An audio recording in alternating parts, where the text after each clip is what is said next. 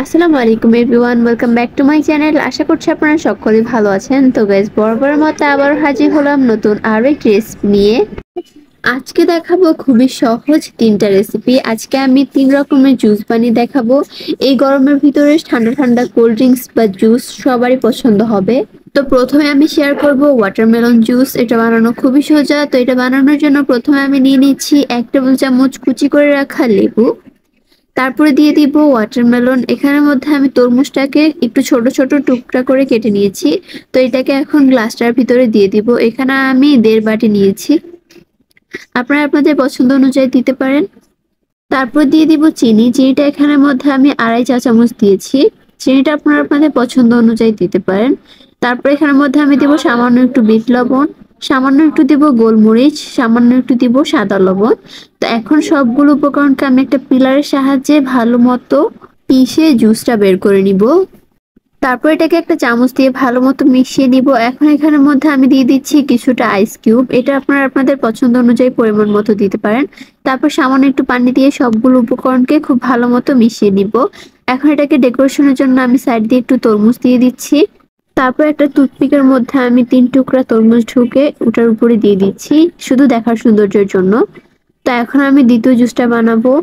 এই জুসটা হবে লেমন জুস। তার জন্য আমি এখানের মধ্যে 1 চামচ ছোট টুকরা করে কেটে রাখা লেবু দিয়ে দিচ্ছি। তারপরে দিয়ে দিব লেবুর রস। এখানের মধ্যে আমি ছোট একটা লেবুর পুরোটা রস দিয়ে দিয়েছি। তারপরে দিলাম 2 টেবিল চামচ চিনি আর সামান্য একটু লবণ। তো এখন সবগুলোকে মিশিয়ে একটা পিলারের সাহায্যে এটাকে আবার ভালো মতো রসটা বের করে নিব। এখানের মধ্যে আমি সামান্য একটু গ্রিন ফুড কালার দিয়েছি, শুধুমাত্র দেখার সৌন্দর্যের জন্য। এটার কারণে কিন্তু টেস্টের কোনো পরিবর্তন হবে না। এখন এখানের মধ্যে আমি ঠান্ডা পানি দিয়ে দিব। ঠান্ডা পানি দিয়ে সবগুলো শরবত বানানোর চেষ্টা করবেন। তারপর দিয়ে দিব আইস কিউব। ডেকোরেশনের জন্য আমি উপর দিয়ে একটা লেবু দিয়ে দিচ্ছি। তো আমার এই শরবতটাও রেডি। এখন আমি বানাবো কোল্ড কফি, যার জন্য আমি একটা বাটির মধ্যে নিয়ে নিচ্ছি 1 টেবিল চামচ কফি আর দিয়ে দিব 1.5 টেবিল চামচ চিনি। তারপর এখানের মধ্যে আমি দিয়ে দিব গরম পানি 3 টেবিল চামচ। তারপর এখন সবগুলো উপকরণকে একটা হুইস্কের সাহায্যে খুব ভালো মতো মিশিয়ে নিতে হবে।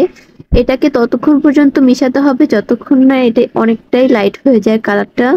আপনারা চাইলে কিন্তু এই কাজটা হ্যান্ড বিটারের সাহায্যে করতে পারেন, তাহলে কিন্তু সময়টা খুবই কম লাগবে। কিন্তু আমি আজকে হুইস্কের সাহায্যে করে দেখাচ্ছি। দেখতে পাচ্ছেন 10 থেকে 12 মিনিট এটাকে খুব ভালো মতো মেশানোর পর এটা কিন্তু এরকম লাইট কালার চলে এসেছে আর এটা কিন্তু অনেকটাই ক্রিমি হয়ে গিয়েছে। তো এখন এটাকে আমি ডেকোরেশন করব, যার জন্য একটা টুথপিকের সাহায্যে আমি সাইড দিয়ে চকলেট এসেন্স লাগিয়ে নিচ্ছি। তারপর এটার ভিতরে আমি কফির মিক্সারটা দিয়ে দিব 2 টেবিল চামচ। এখন এখানের মধ্যে আমি ঠান্ডা দুধ দিয়ে দিচ্ছি 1 কাপ পরিমাণে। দুধটা দিয়ে চামচের সাহায্যে খুব ভালো মতো মিশিয়ে নিতে হবে। তারপর আমি উপর দিয়ে দিয়ে দিব কয়েকটা আইস কিউব। তারপর এটাকে একটু ভালো মতো মিশিয়ে আমি উপর দিয়ে দিয়ে দিচ্ছি চকলেট এসেন্স।